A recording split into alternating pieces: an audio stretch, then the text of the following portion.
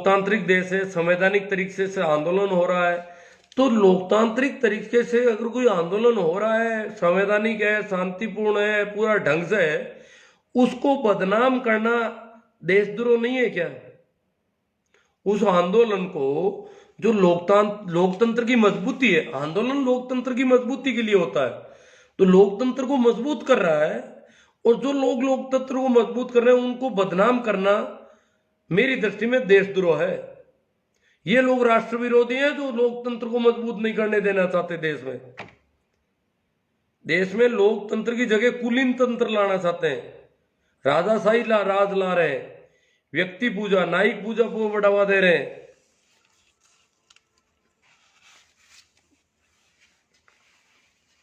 देश के कुछ संगठन हैं जो छोटी छोटी बात पर तिल का ताड़ बढ़ा देते हैं। बजरंग सेना, बजरंग दल, विश्व हिंदू परिषद, ऐसे बहुत सारे संगठन हैं जो छोटी सी बात हो जाओ, कहीं हिंदू मुस्लिम का तो नाम आया नहीं, बस मंदिर मस्जिद की बात हुई नहीं, बस उखड़ जाते हैं, पूरी तरह से नाचने लगते हैं पूरे देश की छाती पर। और जो इतना तिल का ताड़ बनाते थे, अभी इन दिनों अभी भी षड्यंत्रों में लगे हैं। ये नहीं कह रहे भाई किसान की सुनो, नहीं, किसान तो उनकी दृष्टि में कोई दूसरे मुल्क से आया हुआ जानवर है, विदेशी है, एक तरह से विदेशी पंडित ही नहीं है, मतलब ये देश का आदमी नहीं है। तो जितने भी तथाकथित राष्ट्रवादी और देशभक्ति वाले लोग, जो स्वदेशी आंदोलन चलाने वाले लोग, किसान को स्वदेशी नहीं मानते, किसान भी विदेशी है। विदेशी फंडिंग का भी इल्जाम लगा रहे हैं। इसका मतलब किसान को न तो राष्ट्रवाद से जोड़ रहे हैं, न देशभक्ति से मान जोड़ रहे हैं, न देश से जोड़ रहे हैं। एक तरह से देश विरोधी आंदोलन डिक्लेयर करने की कोशिश की जा रही है। और हमारे जनाब मोदी जी, देखो किसान कहां पड़े, दिल्ली के चारों ओर पत्थर रख करके रोटियां बना रहे हैं, ईंधन समेट के ला रहे हैं, बड़ी जली रोटियां बैठे बैठे खा रहे हैं, सड़कों के किनारे पड़े हैं दिन भर, या मीटिंगें कर रहे हैं, रात के अंधेरों में पड़े हैं दुबके हुए, कहीं रोशनी नहीं, कहीं कोई प्रबंध नहीं। ऐसी स्थिति में वो पड़े हैं एक खानाबदोशों की तरह, जैसे खानाबदोश लोग होते हैं, इस प्रकार दिल्ली के चारों ओर पड़े हैं किसान।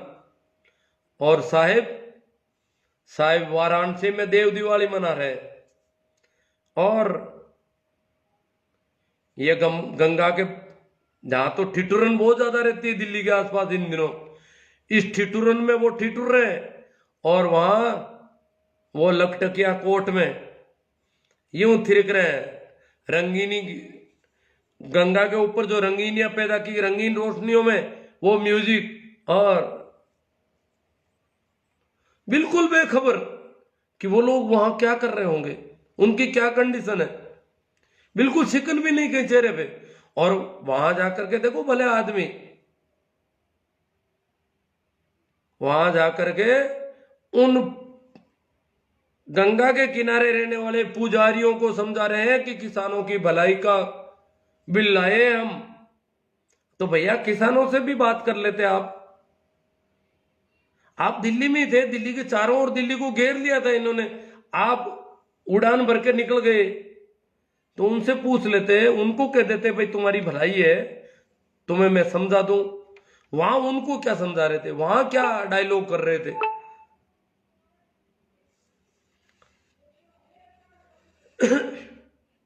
3 दिसंबर को वार्ता करेंगे, 3 दिसंबर तो आ गया, इतने दिन ये पड़े रहो, ये तो महीनों पड़े रहते हैं। किसानों का तो क्या, वैसे भी खेतों में पड़े रहने वाले हैं। सारे किसानों का पूरा एकदम व्यवस्थित है, और कई किसानों से बातें हो रही है, सुनने में आ रहा है इधर उधर पीछे जो खेती का काम है दूसरे अड़ोसी पड़ोसी किसानों ने संभाल लिया है।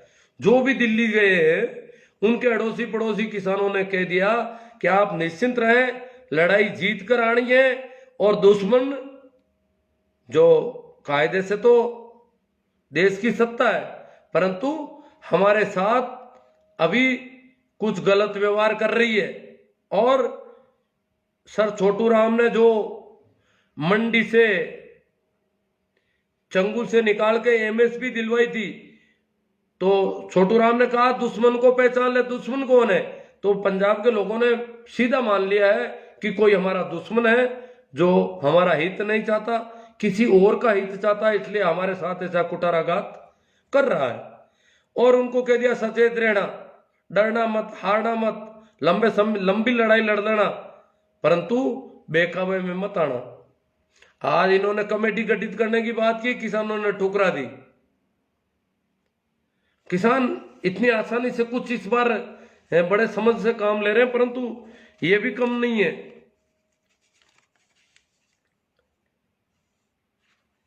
इनके चेले चांटी कह रहे हैं कि मस्जिदों का भोजन क्यों स्वीकार कर रहे हैं किसान?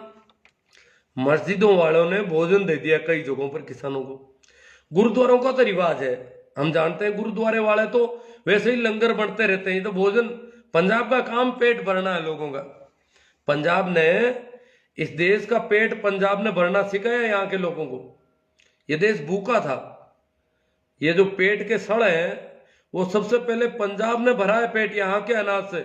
उससे पहले यहाँ पर कई बार भूखमरी आ गई, तो हरित क्रांति पंजाब की आई और उससे अन्न के भंडार बढ़ने शुरू हुए। उससे पहले अन्न के भंडार जैसी कोई चीज नहीं थी इस देश में।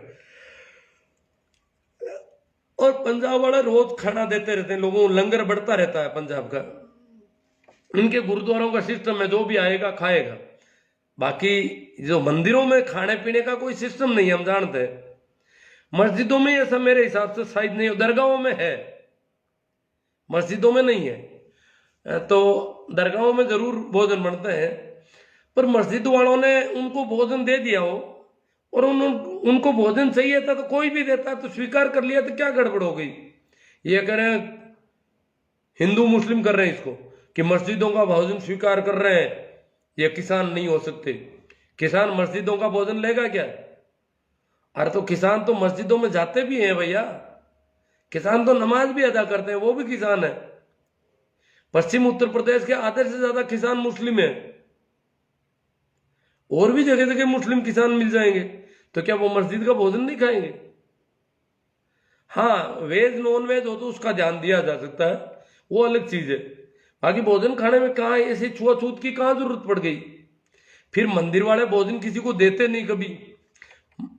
वो कह रहे हैं मंदिरों में धन धान्य की कोई कमी आई है क्या? अरे भैया कमी तो नहीं आई, पर मंदिर कभी किसी को खिलाता नहीं है। यहाँ आउटपुट है ही नहीं, इनपुट ही है सिर्फ। मंदिरों का मामला लेने का, ये देने का धंधा ही नहीं है। पीला खाने पीने में सिर्फ वही पंचामृत देते हैं, पी लो। वो पंचगव्य जो गोबर गोमूत्र से बनता है, पंचगव्य 5 गाय की चीजें शामिल करते हैं उसमें, और जो पंचगव्य का जो पंचामृत होता है वो खिलाते हैं, जो भी आता है। अब ये गोबर खाने से कोई पेट भरता है क्या? गोबर या गोमूत्र पीने से? हाँ ठीक है, थोड़ा बहुत तो कोई बात नहीं भाई, धार्मिक होगा इसलिए लोग आचमन कर लेते हैं कि पंचगव्य पंचामृत है। वो कुछ लोग कहते हैं आप धर्म को धर्म बदनाम नहीं कर रहा हूं। पंचगव्य पंचामृत 5 चीजों से बनता है: गोबर, गोमूत्र, दही, दूध और गाय का मक्खन। इन 5 चीजों से, गाय की बनी 5 चीजों से बनता है ये पंचगव्य। तो ये खिलाने पिलाने का रिवाज है यहां तो सिर्फ।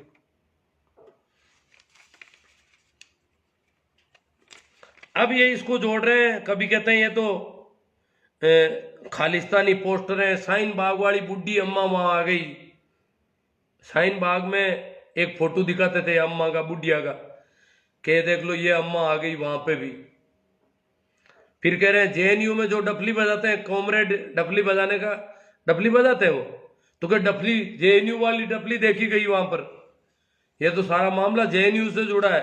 कभी कहते हैं शाहीन बाग का है, तो किसानों को, जैसे जेएनयू को हिंदू विरोधी या देश विरोधी घोषित कर दिया, शाहीन बाग को देश विरोधी कर दिया, अब किसानों को देश विरोधी करना, अब देश है किसका आखिर ये?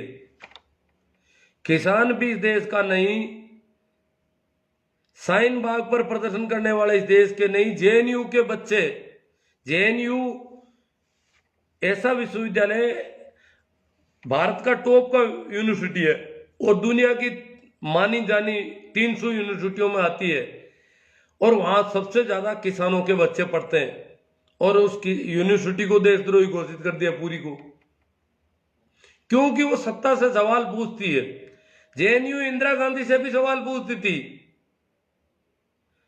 आज तक सत्ता में जो भी रहा है उससे सवाल करने का काम है जेएनयू।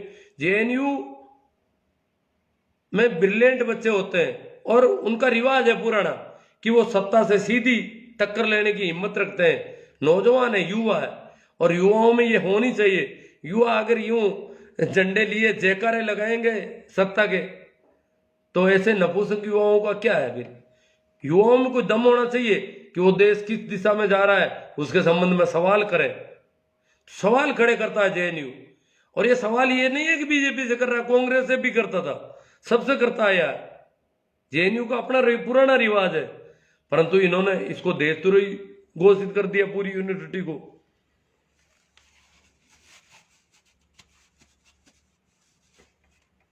भाई UR बेनीवाल साहब ने एक बहुत अच्छी बात बताई। उन्होंने कहा कि भाखड़ा नांगल जो बांध जब बना था किसानों के लिए, वो एक बहुत बड़ी परियोजना थी।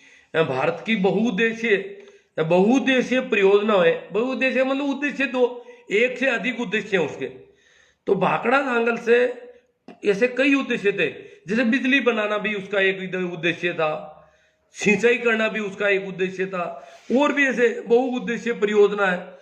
तो किसानों से कहा गया कि आप इसका पानी मत लेना। ये हिंदूवादी संगठनों ने वहां धरने दिए, आंदोलन किया कि ये भाखड़ा नांगल का पानी जो है आपकी फसल को खराब कर देगा, और जो अनाज होगा वो भी किसी काम का नहीं रहेगा, खाने के काम का ही नहीं होगा, क्योंकि इस पानी में से बिजली निकाल दी गई है, इसमें करंट नहीं है, इससे बिजली पैदा हो गई है, तो पानी काम का ही नहीं रहा। पानी में जो करंट था वो इन्होंने काम ले लिया। इसलिए आप जो है किसानों को उकसाने की कोशिश की इन्होंने खूब, और वहां बड़ा दंगा किया। ये दंगे भी करते हैं कई बार, तो वहां इन्होंने बहुत ज्यादा मचाया कि कहीं किसानों को फायदा नहीं हो जाए कहीं। तो भाखड़ा नांगल के पानी में से बिजली निकाल, उस समय किसान बहुत कम पढ़े लिखे थे, वो भी डर गए कि वास्तव में पढ़े लिखे समझदार लोग आए हैं और ये समझा रहे हैं कि इसमें से बिजली तो निकाल दी। तो किसानों ने जगह जगह रूलपट शुरू की। इनके बड़े बड़े महात्मा थे, वो भी भाषण दे रहे थे, जगह जगह प्रवचन दे रहे थे कि पानी में से बिजली निकाल रहे हैं, ये पानी न तो पीने के काम का है, न जानवरों के काम का है, न खेती के काम का है, और जनता कहती हो लो ये तो पानी खराब कर रही है सरकार। मतलब इस प्रकार का एक हवा छोड़ दिया, जैसे कभी आलू से सोना और सोने से आलू करते, इसी प्रकार का खेल शुरू किया, और वो हवा इतनी फैल गई कि किसान पानी लेने को राजी नहीं। जबकि बिजली कैसे बनती है, जो भी थोड़े बहुत पढ़े लिखे हैं उनको पता है कि वो पानी जो ढलान में आना चाहता है, तो ढलान में जब पानी जाता है तो उसमें एक ताकत होती है, वेग होता है, और किसी भी चीज में अगर वेग है और उस वेग को अपन काम लेंगे तो ऊर्जा का रूप परिवर्तन होता है। ऊर्जा का रूप परिवर्तन हमने पढ़े हैं। ऊर्जा का रूप परिवर्तन ये बहुत पुराने जमाने से तराई के प्रदेश में, जो हिमालय की तराई के प्रदेश में, तो कहते हैं बहुत पुराने जमाने में आदमी इस समझ में पैदा हो गया कि वो बहते हुए नाले से गट्टी चला लेता था। पानी का छोटा नाला चल रहा है तो वहां पे गट्टी रख देता और गट्टी के लकड़ी के फट्टे बांध देता, 3-4 फट्टे। तो वो फट्टे जो है पानी की धारा में, फट्टा पानी की धारा में लग जाता। धारा में लगते ही फट्टे को वो धारा फेरती, तो वो फट्टे अटकते जाते हैं, फिरते जाते हैं, वो गट्टी पीसती जाती। तो जितना अनाज उरो पीसती रहे, क्योंकि धारा पूरी रात हर दिन चलती है, तो पूरे गांव की पिसाई के लिए गट्टी रखते थे। और वो गांव या कबीले के लोग वो गट्टी जो है, पानी जो चल रहा है उसका वेग है, उस वेग की गति को काम लेते, फट्टे बांध करके वो गट्टी फिरती और उस चाकी से पीस लेते वो अनाज। ये तो बहुत पुराने जमाने से ऐसा रिवाज चल रहा है कि ऊर्जा को का रूप परिवर्तन, ऊर्जा एक धारा में एक दिशा में चल रही है, इसको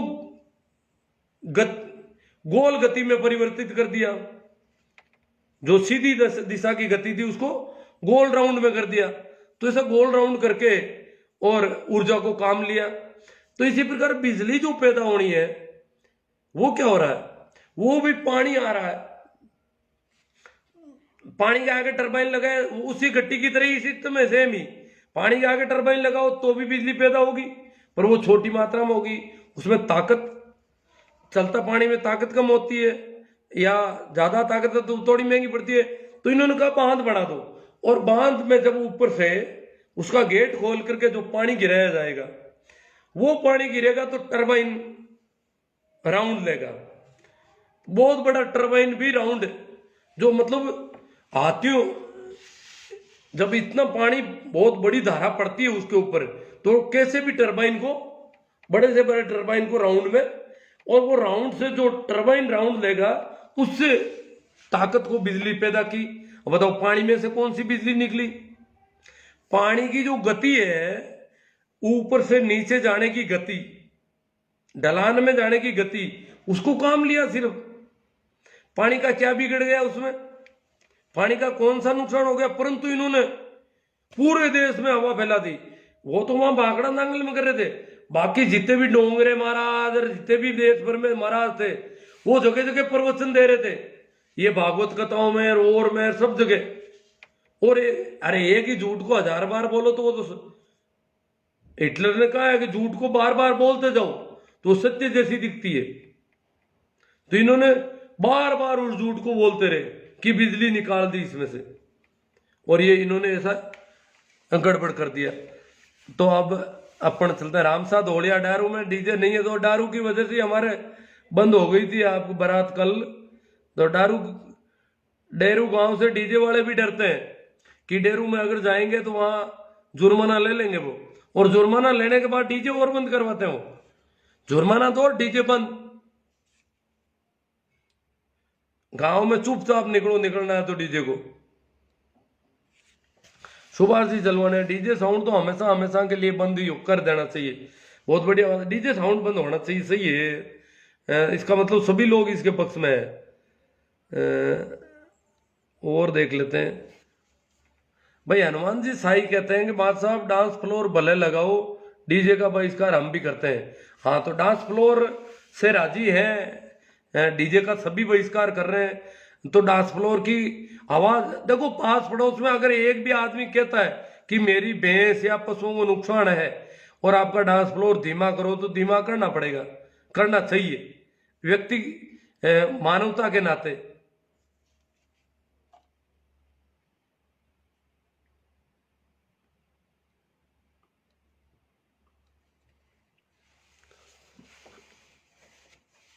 हाँ, मैं राम जी निर्मल कहते हैं जो डीजे बजाने के पक्षधर है वो इसका एक भी लाभ बता दो। हाँ, लाभ तो कुछ है ही नहीं, दिख ही नहीं रहा, कहीं लाभ तो दिख ही नहीं रहा है। बेरा राम जी भाकर कह रहे डीजे सब तरीके से खतरनाक है। हाँ, बहुत ज्यादा लड़ाइयाँ, दारू, झगड़े की जड़ है डीजे का। मतलब मेरे एक मित्र है अध्यापक जी, उन्होंने कमेंट लिखा डीजे का मतलब है डायरेक्ट झगड़ा है। आजकल तो मौत होने पर भी डीजे बजाते हैं। हाँ, कहीं भी बजा लेते हैं डीजे तो। हाँ, पारस जी चौधरी मानकपुर से बोल रहे हैं डीजे ये तो गलत है। बेरा राम जी लीलड़, बेरा राम जी भाकर, शादी हो, चुनावी सभा हो, ये तो फार्म भरो, नेता आओ, नेता छोटे से मोटा कैसा भी नेता आया नहीं, डीजे नाटक शुरू।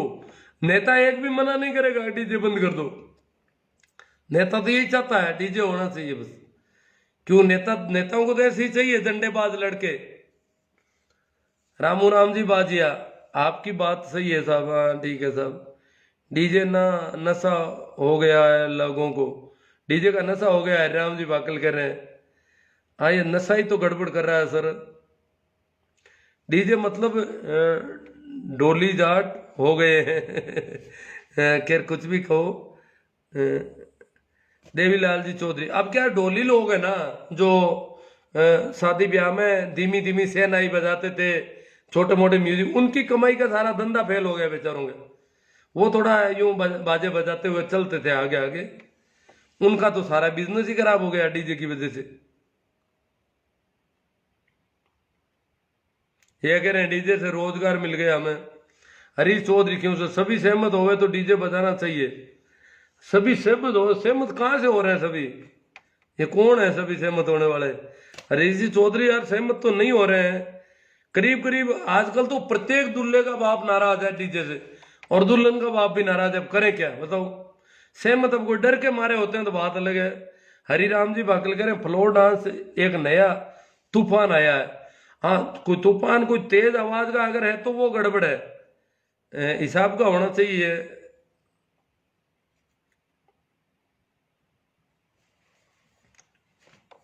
किसान आंदोलन पर मेघवंशी जी कह रहे हैं कर ली थोड़ी बहुत जितनी करनी थी। भाई प्रेमाराम जी मेघवाल बहुत अच्छी बात है गुरुजी, डीजे बंद होना चाहिए। मुझे तो इसमें बहुत ही चिढ़ है।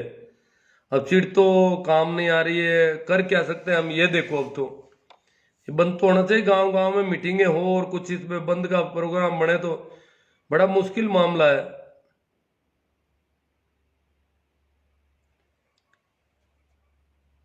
ये सरकार झूठ बोलने में माहिर है, सुरेश जी वाला। हाँ सरकार तो, पर वो विपक्ष वाले भी डीजे बंद नहीं, विपक्ष के नेताओं के भी डीजे बज रहे हैं भाई। ये नहीं है कि सरकार के नेता ही डीजे बजा रहे हैं।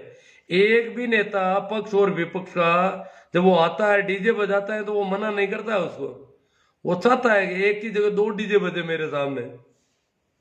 हरिराम जी भाकल, तो सुरेश जी ग्वाला ऐसे कोई नेताजी हो तो बता दो उनका नाम जो डीजे के मना करते हो। किसानों के समाधान मनोहर लाल शास्त्री के पास है, भेज दो। मनोहर लाल खट्टर की बात कर रहे हैं साहित्य हरिराम जी? खतरनाक आदमी है भाई खट्टर तो। कानून के बारे में बताओ गुरुजी। कानून डीजे देखो ये नहीं बजाया जा सकता कानून। डीजे जो डीजे व्हीकल है, ये डीजे का न तो कोई रजिस्ट्रेशन है। किसी भी बिना रजिस्ट्रेशन का अगर कोई यान है, गाड़ी घोड़ा है, तो वो सड़क पर चल नहीं सकता।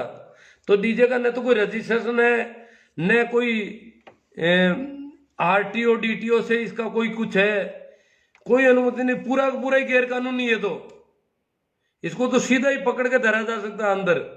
तो कानून के हिसाब से तो पूरा ही बंद है।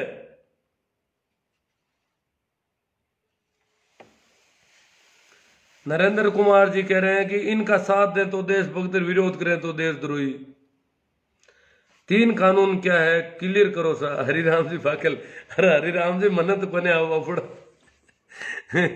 वो लंबे चौड़े रोज लेके आते हैं, क्या इसको क्लियर करना है? तीनों में काफी बातें बहुत ज्यादा है इसमें, इसलिए ये लिख के ला करके बात की जा सकती है। बाकी यूं बैठ नहीं रहा है ढंग से नहीं। आप आराम से पढ़ो, ये तो बहुत सारे आ गए अब। बिकुनिया जी, केवल अंधविश्वास और पाखंडवाद। सगाराम जी का सणिया, राजस्थान वाला किसाना का टावर तो नेता के लारे वे साथ लाओ ले वे नहीं। राजस्थान के किसान भी खूब पहुंच चुके हैं अब तो दिल्ली।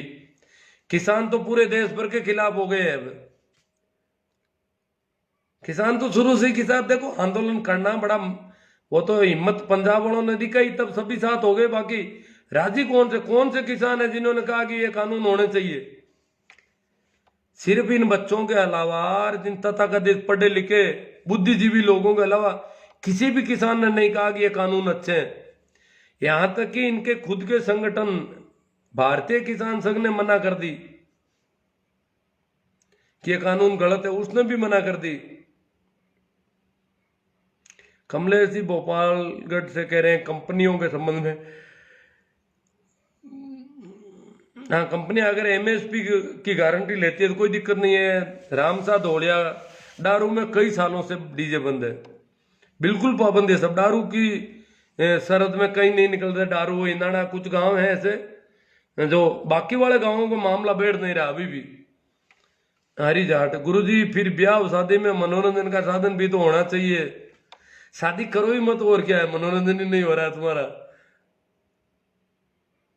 मनोरंजन का मतलब ये है कि लोग मर जाओ चाहे दूसरे। मनोरंजन की कोई लिमिट होनी चाहिए भाई। दूसरों का नुकसान कैसे कर दोगे आप? मनोरंजन आपके मनोरंजन में दूसरा मर जाए भले ही, ये तो कैसे होगा? आप आग लगाओगे, कैसे मनोरंजन हो गया? लोग रोएंगे भागेंगे, तुम हंसोगे। क्या आग लगाई? यार लोग रोए, खूब रोए, बहुत ज्यादा लोग रोना। हम गए उस गांव में, हमने आग लगा दी, फिर लोग रोने लगे और हम हंसने लगे। ये मनोरंजन हो गया तुम्हारा? ये कोई मनोरंजन का ढंग है क्या? ये हिंसक तरीका, दूसरों को दुख दे करके अगर मनोरंजन करते हो, इससे गंदा क्या होता है?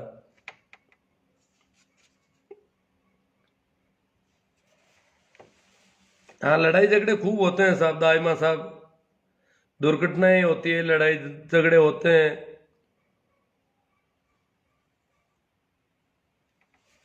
भाई अब आए हैं महेंद्र जी सांगवा।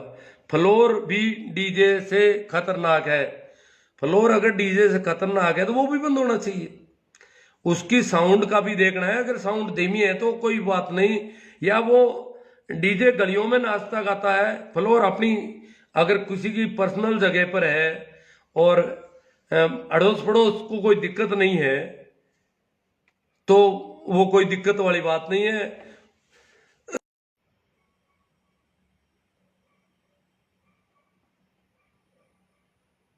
विराट झाड़ बन। अब जो ये छोकरे जो कह रहे हैं फ्लोर भी गलत है, तो भाई डीजे बंद करते हैं, चलो फ्लोर भी बंद करते हैं, आप राजी हो तो और ही अच्छी बात है। हम तो डीजे और फ्लोर दोनों ही बंद करने को तैयार हो जाएंगे। लड़के अगर, हम तो फ्लोर रख रहे हैं भैया, तुम्हारे थोड़ा बहुत हम रख रहे हैं।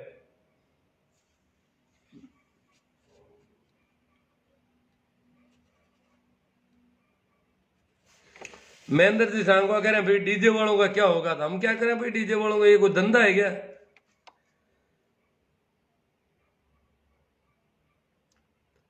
फिर कल का जो चोरियां बंद करोगे, चोरों का क्या होगा? महेंद्र जी सांगवा, चोरी का धंधा कर रहे हैं बहुत सारे लोग, और आप कहते हो चोरी बंद हो जाएगी, तो चोर क्या खाएंगे? जो नुकसानदायक चीज है उसको बंद करने में क्या दिक्कत है? अगर किसी ने इसको धंधा अपना लिया तो गलत अपनाया है।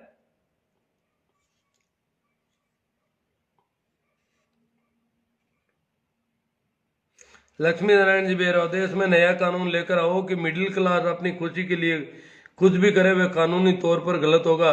किसान अपनी मेहनत का पैसा मांगता है, वह गलत, और गरीब कोई त्योहार मनाता है, वह गलत।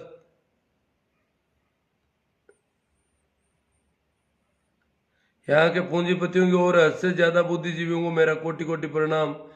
डीजे वालों के खिलाफ भी मृत्युबोध जैसी मुहिम चलानी चाहिए। अब तो मुहिम तो कैसी कैसी चल रही है। हाँ, कमेडिया से बीरबल जी, कमेडिया गांव में पिछले 8 सालों से डीजे बंद है, जिसकी शुरुआत मैंने की थी। बहुत अच्छी बात है बीरबल जी, कमेडिया में बंद है तो बहुत अच्छी बात है आपकी। सुरेश कुमार जी, फालतू का खर्च बंद होना चाहिए। हाँ अजी, खर्च से भी ज्यादा डीजे तो नुकसानदायक बहुत है ना। खर्च तो हो जाए तो कोई बात नहीं, नुकसान ज्यादा है इसलिए लोग नाराज हो रहे हैं। तो सारे कमेडियन, 2 दिन से थोड़ी तबीयत नासाज थी, और आज थोड़ा ठीक हुआ हूँ। बाकी इतना ठीक नहीं हूँ कि जितना होना चाहिए, इसलिए हमारी बात हो गई है काफी। जैसा भी हुआ है अपन चर्चा कर लेते हैं। अपना क्या है, लोगों को अगर कहीं बैठ भी जाता है, विशेष रूप से आखिर में मैं एक बात और कह दूं, विशेष रूप से युवा पीढ़ी, जवान अगर किसी गांव में 5-7 मजबूत हो और वो कहते डीजे बंद करेंगे, उनके साथ और जवान जुड़ जाएं, तो डीजे बंद करना आसान है। बुजुर्गों से तो, बुजुर्ग तो कई गांवों में मीटिंगें कर करके देख ली उन्होंने, जवान आते हैं वहां हुड़दंग मचाने लग जाते हैं, वो मीटिंग ही नहीं होने देना चाहते। अब शादी तो इनाना में भी होती है, डारू में भी होती है, वहां भी शादियां, वो डीजे बजाने नहीं देते हैं, फिर भी शादियां हो जाती है। वो भी कोई मनोरंजन कुछ करते ही होंगे, डीजे तो आजकल आया है। तो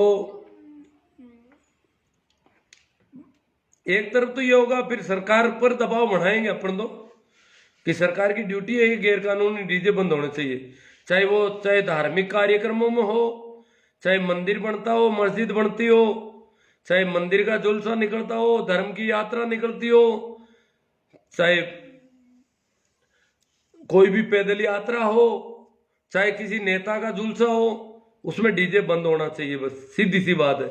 पहले तो जैसे हमारे नागौर शहर में भी डीजे बजते थे, आज नहीं बजते हैं, क्योंकि वहां के अधिकारियों ने धीरे धीरे बंद करवा दिया इसको। तो शहरों में तो करीब करीब सब में ही बंद है डीजे। ये गांवों में चोरियां चल रही है, तो डीजे पूरी तरह से चोरी है। डांस फ्लो शहरों में भी होता है, म्यूजिक अपना घर पे कोई भी कर सकता है। ठीक है, आखिर में आप सभी को मेरा गला थोड़ा गड़बड़ हो रहा है। प्रणाम, नमस्कार, राम राम।